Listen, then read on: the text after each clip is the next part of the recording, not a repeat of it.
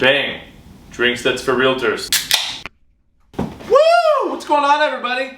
Billy Vaslow with the Gatsby Group. That was obnoxious. And so is for sale by owners. So today, we're going to talk about why not to sell your house as a for sale by owner.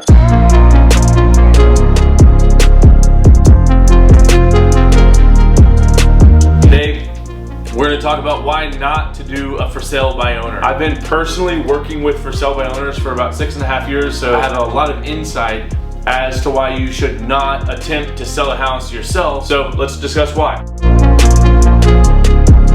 National Realtor Association has been collecting this data since 2017, and this year it is currently stating that it's somewhere between 17 and 21% less than an agent sold comparable.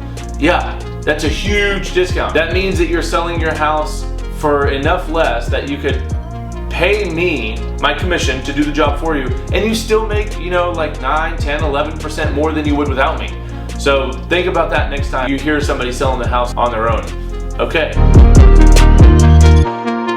Selling without a realtor actually invites lower offers in general. This is one of the very reasons why you end up selling your house for less. Whenever you don't have legal and real licensed representation, investors look at you like a prey. It invites lower offers across the table. It reduces your online exposure to sell by yourself. Yep, that's right. We actually do our jobs. The average broker has a syndication package which allows homes that are on the multiple listing service to syndicate to other websites.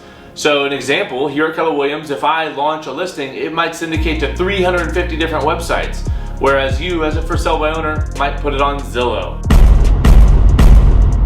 That's another huge reason why you're also going to get lower offers.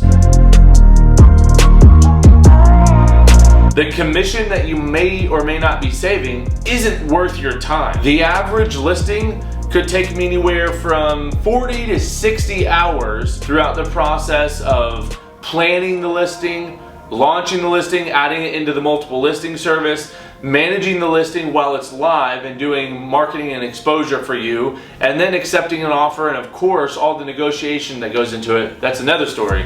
But just imagine if you're a nurse and you try to sell your house yourself, then you may end up picking up an extra 40 to 60 hours for the next 2 or 3 weeks while you're planning to market that home. Another reason is to avoid the mulligan of accepting an offer with a low probability of getting it closed.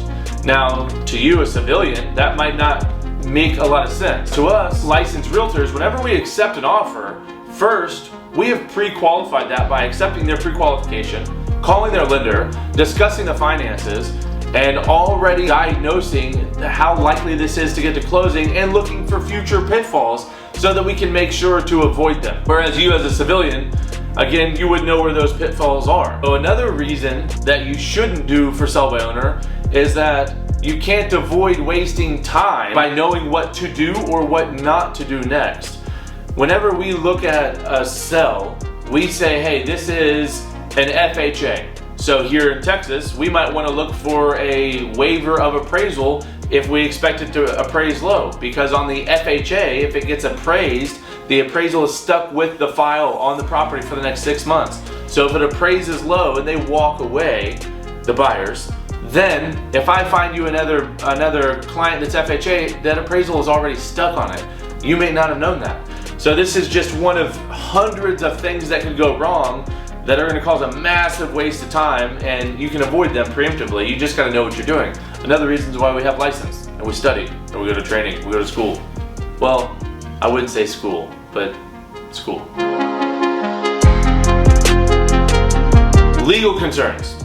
That's another thing that you got to consider as a for sale by owner. Did you know that in the United States, there's 2 industries that are leading all the others in legal problems and lawsuits arising and people suing each other? That's medical and real estate. And they're always switching out to who's leading the country in lawsuits per industry. My brokerage protects me with $10 million in E&O insurance, or oops and I forgot. I also know that when it gets to a point that I don't know what to do, I know to recommend my clients to speak to a real estate attorney, which we have great relationships with them. Another thing you got to think about as a for sale by owner is transaction and closing complications. They pop up all the time. Once you're under contract, there's a designated time to close, and there are very important dates that lie in between. We as realtors make sure that you hit all of those and know exactly what you're doing. Addressing problems while under contract is another very important thing that a realtor does. Not only do we target the problems before they happen, but we know how to address them. Oftentimes, a for sale by owner listing will overreact and act as if the sky is falling and cause more problems under a contract than they would if they had proper advisement throughout the contract. I hope you guys understand why, now more than ever, not to do a for sale by owner. This is probably the biggest transaction of your entire life. This is probably the most expensive thing you've ever bought or sold in your life.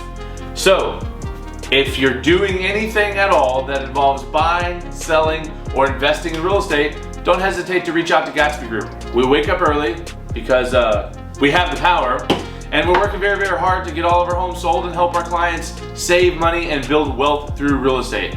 We're not here to scoop up a commission and run.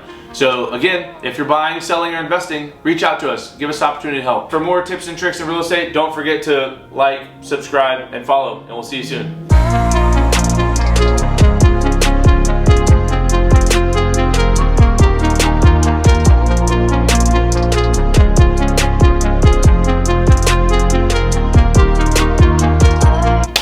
Did you know that in the United States, I can't say the fact,